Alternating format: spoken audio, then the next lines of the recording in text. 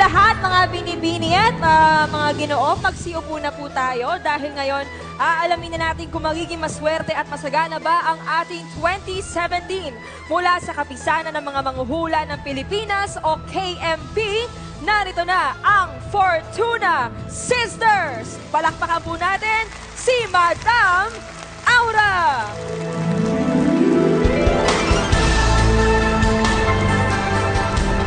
Kasama si Madam Dami. Pak! Palakpakan! Woo!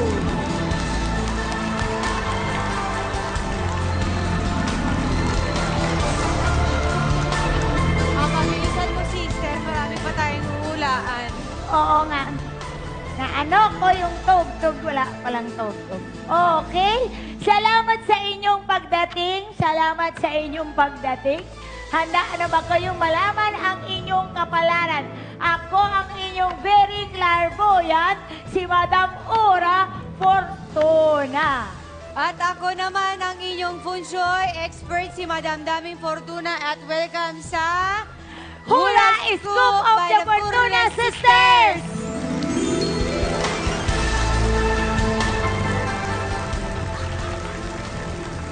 Simulan na namin. 2017 ay Year of the Rooster. Ang taon na ito ay talaga namang maswerte sa mga pinanganak ng ganitong taon.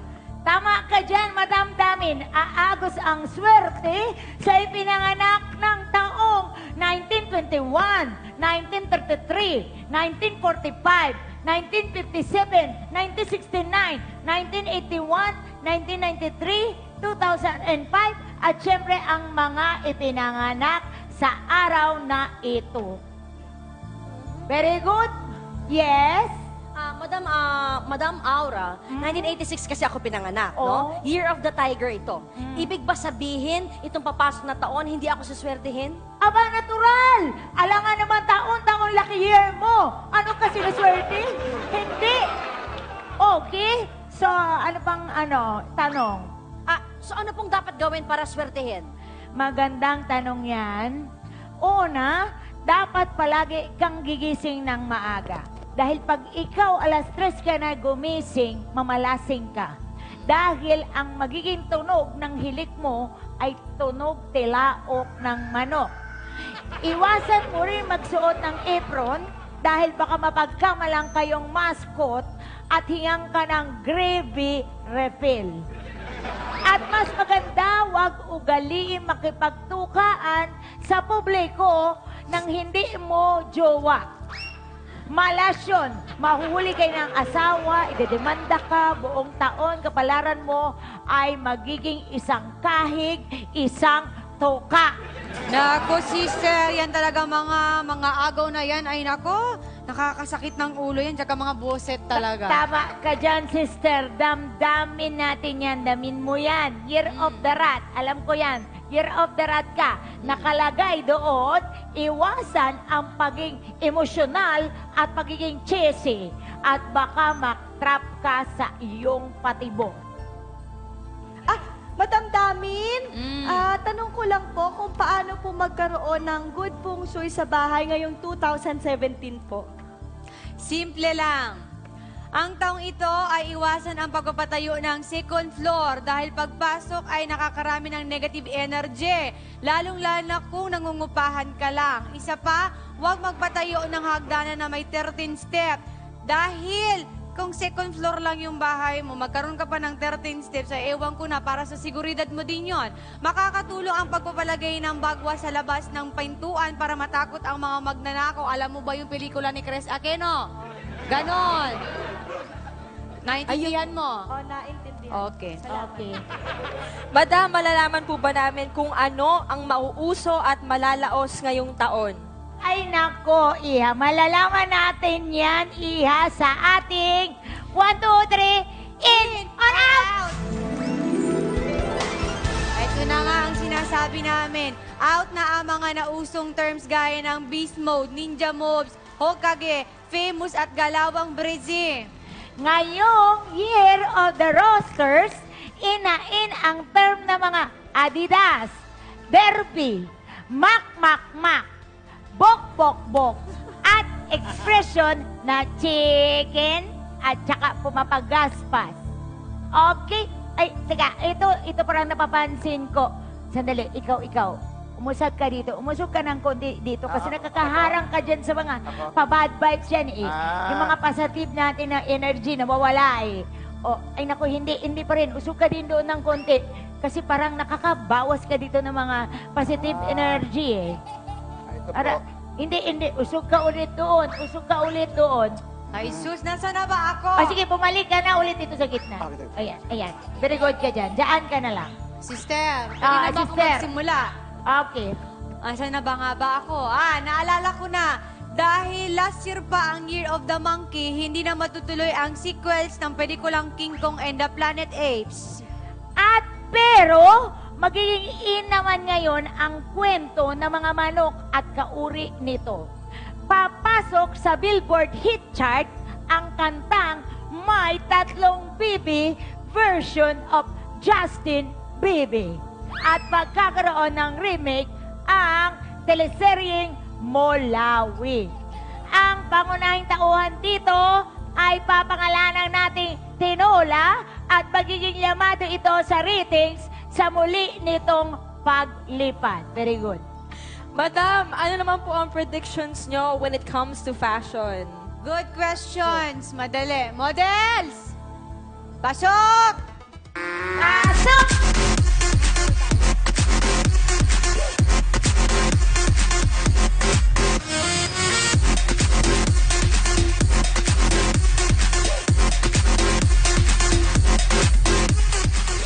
Makinig kayong mabuti ha para alam nyo kung ano ang mga bagong trends at hindi uso na ngayon. Out na ang mga gupit na undercut. Accessories na choker. Jogger pants. At ang mga floral outfits.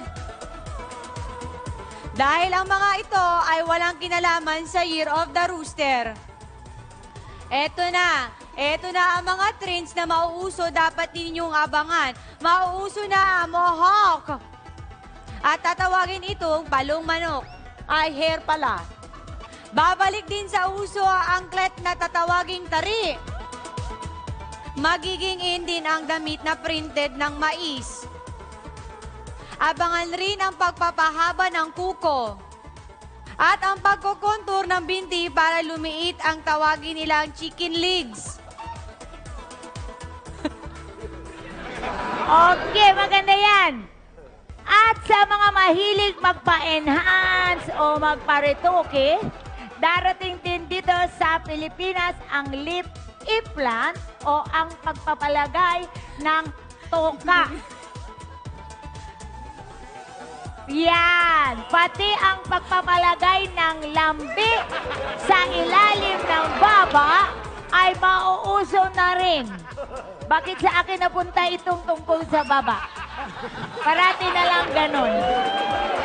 Ang galing ano? At dati pinapatanggal siya, ngayon pinapalagay na. Ako hindi na kailangan magpalagay dahil sobra-sobra na. At yan ang in or out sa taong ito. So models, Out!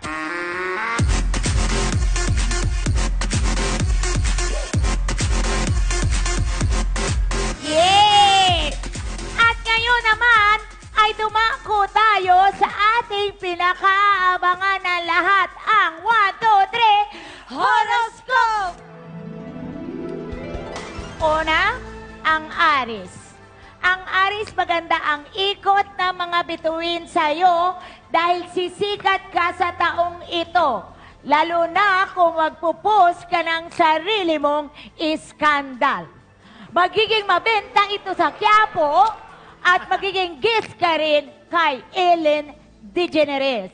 At ipauulit sa'yo ito ang ginawa mo live. Leo, naku, iwasan ang pagiging magalitin. Lalo na ang pagbuka ng bibig. Kung hindi, mahihirapan ka. Masama ng hangin. Hinipan ng masamang hangin pala yun. Ang bunganga mo ay ipapalit sa Welcome to Baguio. Okay, ito sa Libra, ang timbangan ay hustisya ay hindi patas.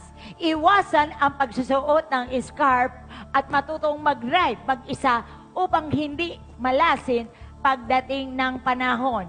Kayo rin. Eto na, Taurus, huwag humarap sa salamin. Maaalala mo ang bagay sa iyo ang iyong zodiac sign. Ang lucky color mo ay red. Okay.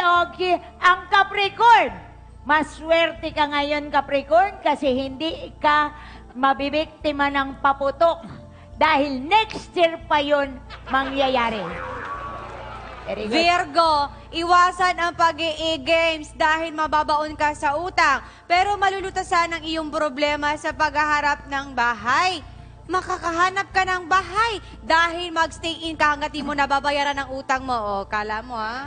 Okay, ngayon pumunta naman tayo sa Cancer. Mapalad ang mga taong ito dahil ikaw ay magiging survivor pero hindi sa reality show kundi sa isang sakit. Gemini, makikita mo ngayon ang nawawala mong kakambal. Magugulat siya dahil parehas kayo ng kapalaran dahil makikita na rin niya ang kakambal niya. Okay, ngayon naman ay dumako naman tayo sa Pisces o Pisces. Madidiscover mo na ikaw pala ay isang sirena. Ngunit mamalasing ka rin dahil madadamay ka sa fish kill sa inyong lalawigan. Pagkatapos noon ay ipapangalan sa iyo ang isang brand ng Delata. Sagittarius, malakas ka sa araw na ito dahil wala akong mahuhula sa iyo. Okay, ngayon naman ay nararamdaman ko ang mga Aquarius. Magugulat ka sa matutuklasan na isa ka pala sa mga sangre. At ipadadala ka sa Encantadia. Ngunit papipiliin ka kung mananatili ka sa kanilang mundo bilang isang pagong. At ang huli, Scorpio, magiging isang celebrity ka sa taong ito. Kung magpapakagat ka sa isang alakdana dahil ikaw ang gaganap sa pelikulang Scorpio Man. Very good, sister. At dyan po natatapos ang aming hula scoop sa taong ito ng tanda.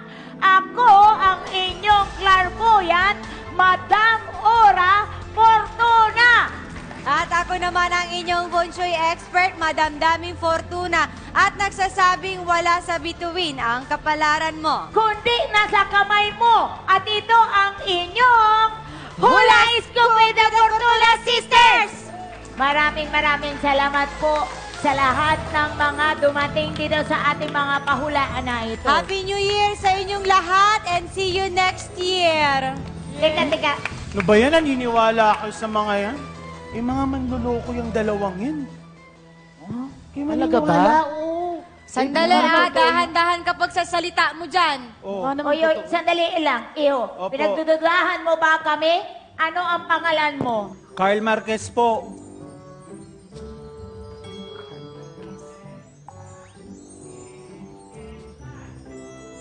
Teka, may Oh. nababibes ako. Sister, siya si Carl Edward Marquez Aka Banchot, pinanganak noong December 30 at nagtatrabaho sa isang restaurant na kung tawagin ay Krusty Krab.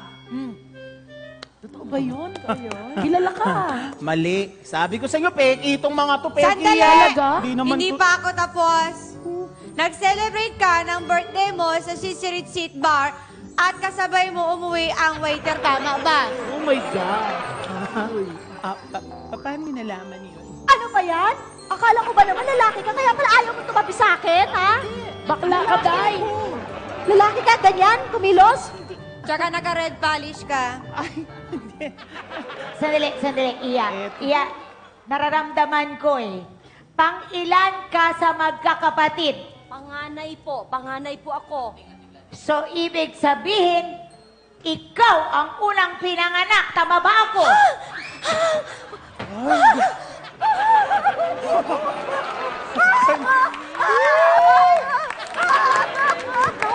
Idol ko po talaga kasi kayong dalawa. Dali. Pero, sandali lang. Meron pa akong isang sasabihin sa'yo. Nalulungkot akong sabihin na may taning na ang buhay mo. Ha?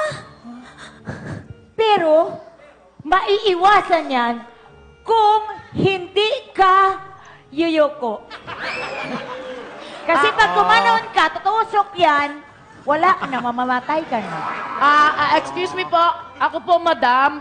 Madam Damin. Ano pong masasabi niyo sa akin? Mahirap basahin ang itsura mo, mabuti pa akin na yung palad mo. Dito, lapatong mo dito. Ang laki ng palad, parang lalaki. Nababasa ko na ang pamilya nyo ay naghihirap at walang makain maliban sa'yo. Tama po. Tama nga. Very good, very good. Tama siya. Tama siya. Tama siya. Ako lang ang Ano yun, ano yun? Madam, gusto ko po sana malaman yung state ng kalusugan ko. Kalusugan? Okay. Hinga ng malalim. Bahing. Okay. Bahing.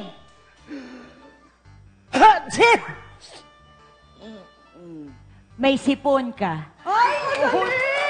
May sipon! Very good. Galing, may sipon. Very good. May sipon eh. Ngayon na po. Doon ka, baka mahawa pa ako sa iyo. Kung totoo, peke po ba ang kanilang mga hula? Basta ang sigurado, tuloy pa rin ang ating New Year party!